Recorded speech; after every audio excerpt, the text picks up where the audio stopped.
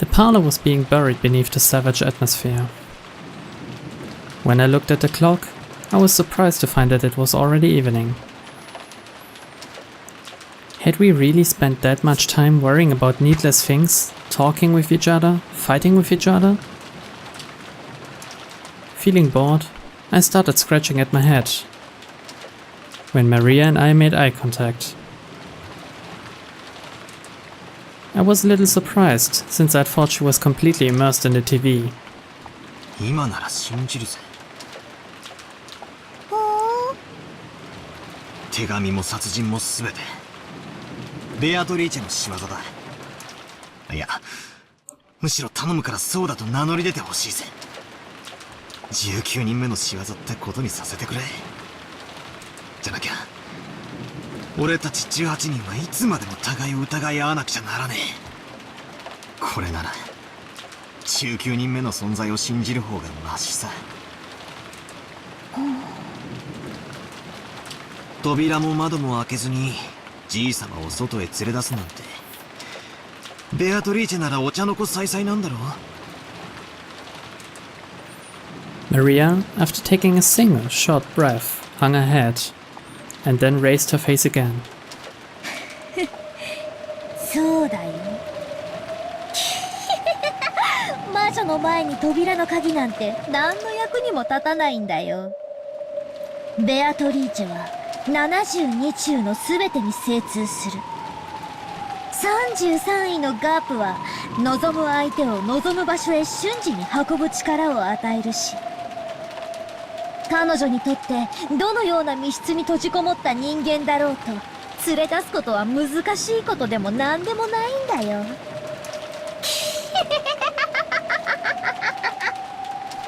魔女はすげえな。頼むから、もしまた事件を起こす気なら絶対に人間には無理なことをして俺に19人目を、いや魔女の存在を信じさせてくれよ。いいよ。あったら伝えておくよ。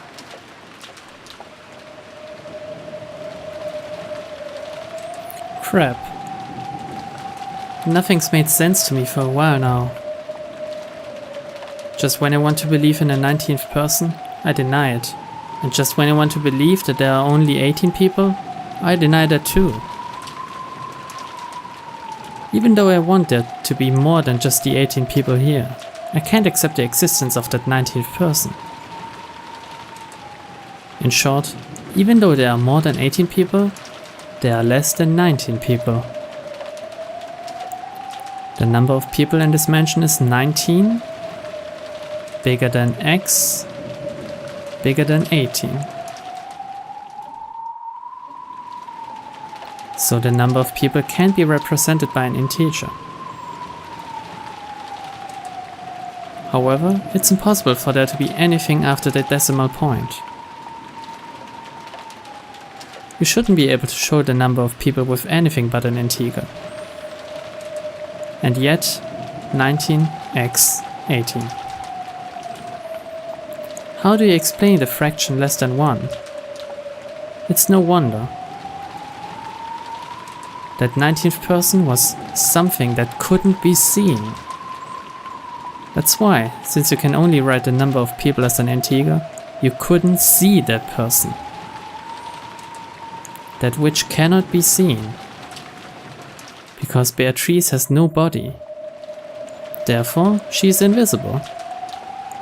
Is there a 19th person or not? Does the witch exist or not? 19x18. The witch exists somewhere in that X.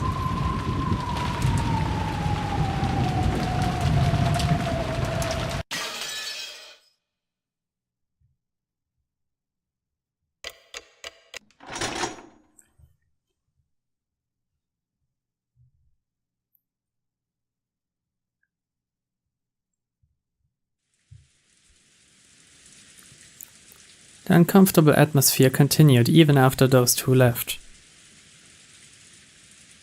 It was thick with the idea that simply thinking about the culprit's identity would be the same as deciding whom to suspect. It had begun to feel like discussion of the case was itself taboo. So no one mentioned the case, at least out loud. However, those thoughts were what filled our minds.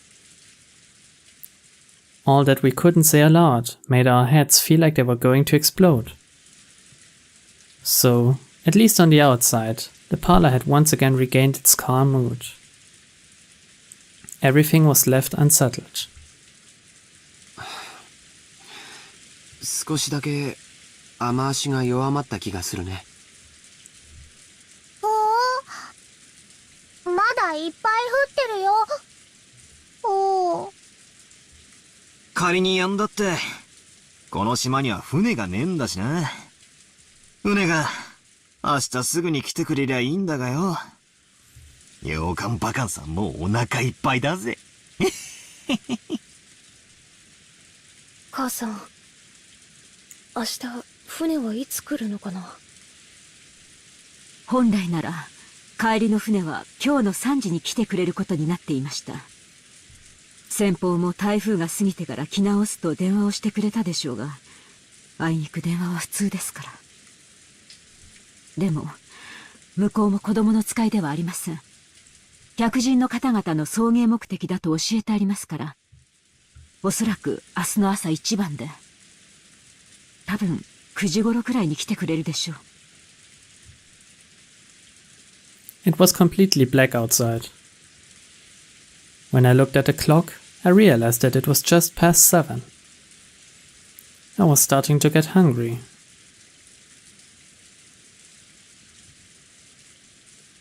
In the kitchen, Kumasawa was cooking enthusiastically. She had laid out a variety of dishes, and while they didn't match the level of Goda's artful cooking, they were still quite gorgeous. It was an act of kindness from Kumasawa, who was trying to enliven everyone's low spirits with some food. Kumasawa wasn't nearly as talented as a professional cook like Goda, but she was far from unskilled. On the contrary, since she had been brought up in a fishing village, the simple food she created was sometimes highly praised.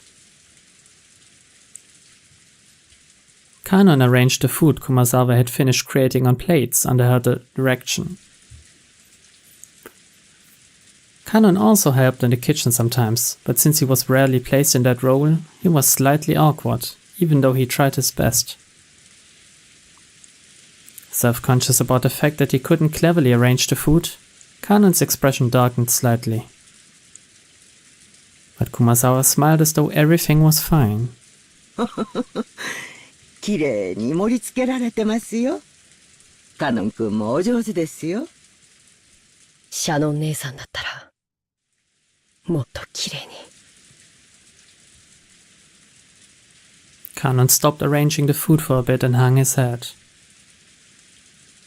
Shannon was the one who always assisted Kumasawa in her cooking.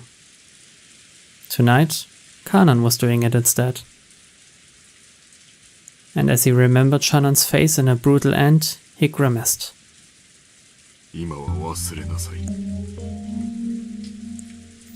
Genji spoke kindly to Kanon as he advanced a pawn. Nanjo had escaped from the parlor once the mood had grown sour, and Genji had become his opponent in a game of chess upon Nanjo's request. はい。今は忘れます。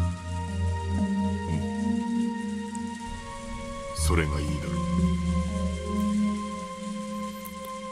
う。 Genji purposefully refrained from facing Kanon as he spoke. He did so because he understood that it might make things tougher on Kanon if he noticed that someone was looking at his eyes. Nanjo also understood that and held back any thoughtless words. 金蔵さんもどこへ行かれたんでしょうな。ご無事だといいのですが。わかりません。ただ、すべては親方様が望まれ、仕組まれたことのように思っています。それを邪推することは、親方様にお仕えする家具には過ぎたことです。源氏さんは怖くないのですか。私には今夜まだ何か良くないことが起こるような気がして怖いのです。怖いことなど何も。私はただ後ろ宮家にお仕えするだけです。Nancho sighed through his nose and made a carefully considered move. Nancho was very slightly dubious. Could Genji possibly be thinking that he'd be left out of this? He couldn't even imagine what was happening inside this mansion. But he definitely couldn't deny the possibility that Kinzo had devised something. If you liken this island to chess, Kinzo had opened the game, and as a result, 6 pieces had been defeated. Could it be that Genji was calm because he believed he alone was on the outside of the chessboard, and therefore safe? Nanjo thought about it. Isn't everyone just a piece on this chessboard, lined up equally, without any exceptions? Wasn't even Genji who had gained more of Kinzo's trust than anyone? No, who was confident of his position as Kinzo's only close friend. Just another one of the pieces laid out on the chessboard? Genji-san, 私は今夜が本当に怖いのです。無事に明日の朝を迎えられることを心より願っています。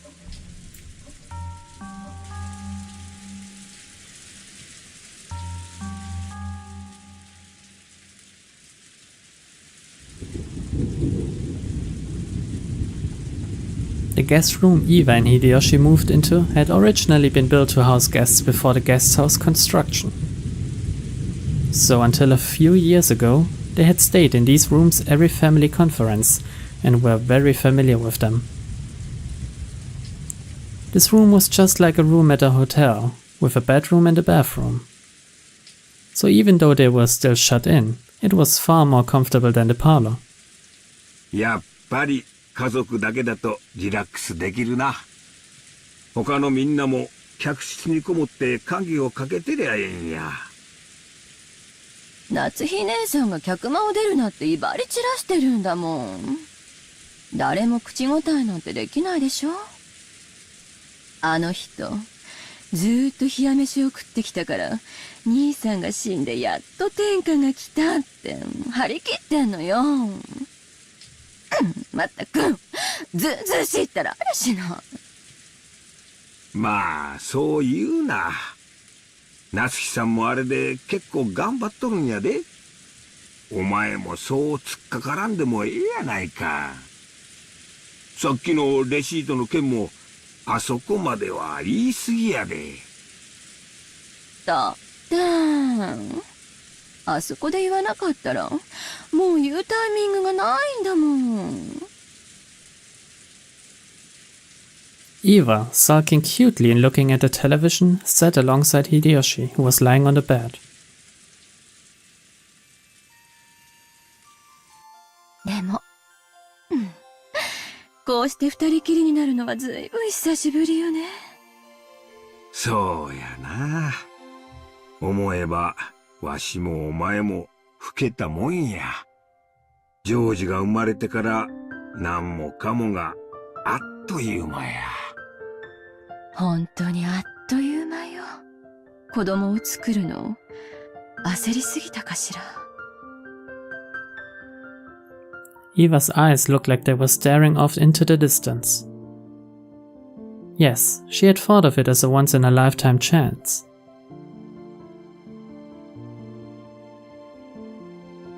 Her older brother Kraus had been unable to father a child for quite some time. 6 years passed after his marriage to Natsui without any signs of pregnancy, which didn't please Kinzo at all. Eva herself had thought that, since her name would be moved outside the Ushiromiya register when she got married anyway, it didn't matter whether a successor to the headship was born or not. And then, one day, she had a heavenly revelation. Or maybe it was the whisperings of the devil that she had listened to in her greed. If she could birth to a successor first, wouldn't she be able to remain in the Ushiromiya register? If things went well, might she have a chance to inherit the Ushiromiya family herself? When she proposed this to Hideyoshi, he had approved of it instantly. This wasn't because Hideyoshi also had greedy thoughts.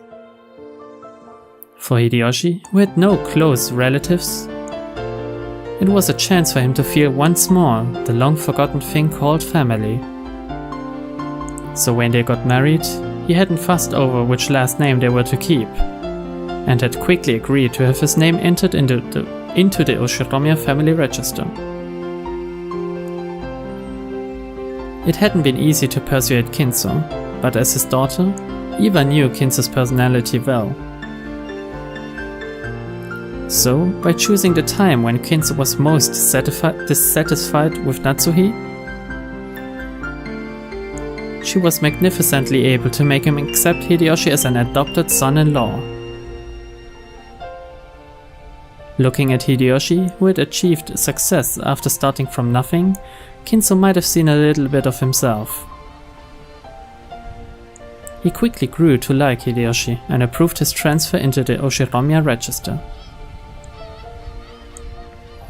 George would eventually become the successor to the Ushiromiya family. They had raised him strictly with that purpose in mind. He had been worth a while and had grown into a fabulous young man who wouldn't disappoint no matter where he went. That was why he had not been permitted to fall in love with a servant like Shannon. So when she'd learned that Shannon was dead and the engagement was now invalid, though part of her had still been shocked by the gruesome crime, part of her had also been relieved that her dear George wouldn't be stolen by some servant girl. 私、クラウス兄さんのことが昔から嫌いだったわ。偉そうで威張ってて、自分がやがては当主になるのだと自慢してて、だからそれに一矢報いてやりたかった。でもそれは子供の頃の感情なのよ。でもその感情は結局自分の人生のほとんどを支配した。それだけならまだいい。その感情はあなたやジョージまで巻き込んで振り回してしまった。エヴァ、備え自分を責めるな。Hideyoshi got up and held Eva's shoulder. She could feel a warm understanding from him. わしはな、自分の人生はもうとっくに折り返しに入っとる。でもな、今日までの生活を後悔したことは一度もないで。一度もや。エヴァと一緒で他の男どもじゃ味わえん楽しい人生になったと思っとる。戦争で身寄りを失ったわしにもう一度家族のぬくもりを教えてくれた。だから後ろ宮の家には感謝しとるし、わしとお前が歩んできた人生にな、今日までほんまに楽しい人生やったで。ありがとう、あなた。Eva hung her head, burying her face in Hideyoshi's chest. Probably no one in the parlor could even imagine that this side of Eva existed. 感謝するのはわしや。今日までお前と一緒にいて後悔した日なんてあらへん。私もよ。あなたと一緒になれてよかった。ジョージももう立派な大人や。わしが見張ってなくてもしっかり仕事ができる一人前や。で、正月あたりをのんびりモルジブあたりで過ごさんか。わしら二人水いらずや。嫌よ。毎年年賀状の返礼で寝る暇もないとか言ってるじゃない。次の正月だけはなしや。年賀状はみん黙って下のお年玉くじだけチェックするんや。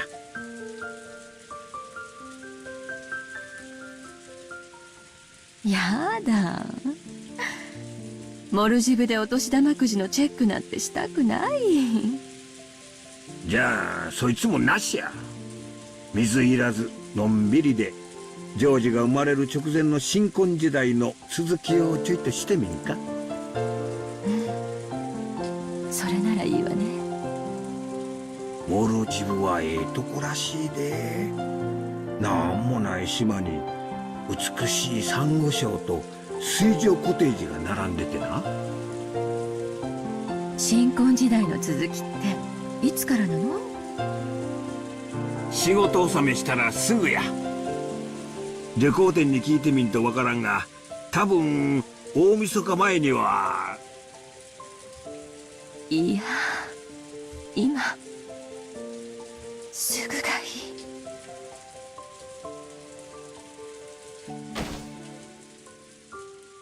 い。Eva nagged at his lips in a peevish yet flirtatious manner. The only sounds that filled the room were the distant voice of the announcer on the news, which Hideyoshi had left on, and the obnoxious pounding of the rain against the window.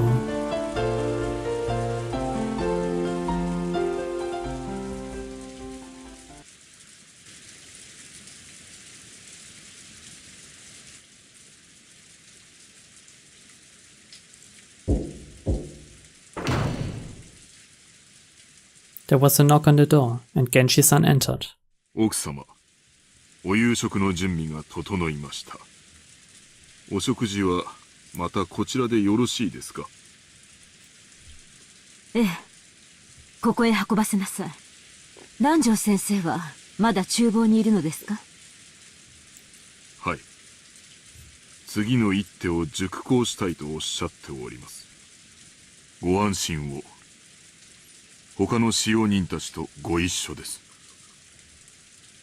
源氏さんはじい様の相手ができるくらいチェスが強いもんな。南條先生よりも強いらしいぜ。そうなんだ。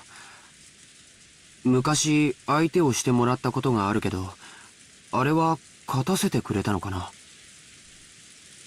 マリア、もうすぐ飯だそうだぜ。しかしよく一日中テレビを見ていて飽きねえな。いつもテレビいっぱい見てるから平気。マリアちゃんはテレビっ子なんだね。食事だから机の上を片付けないとダメだぜ。Earlier, we had torn several pages out of Maria's notebook, and there was now a mess where everyone had been drawing together. Jessica began cleaning that up quickly. Still, everyone here really can draw. I'd never guessed. 源氏、エヴァさんたちにもせめて食事くらい一緒にしないかとお声をかけなさい。どうせ断るでしょうが。かしこまりました。